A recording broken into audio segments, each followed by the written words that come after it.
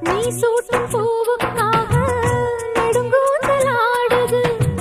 நீ வைக்கும் பொட்டுக்காக நடுநெத்தி வாடுது. ஆத்தாடி ஒன்னத்தானே உயிர் நாடி தேடுது.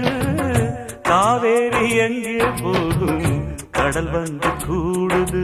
அந்திப் பொழுதில் தென்னங்கிளையில் தென்றல் கூத்தாட மையை எழுதி மஞ்சள் குருவி கையை கோத்தாட அடங்காத ஆசை கொண்டு நானும் போராட.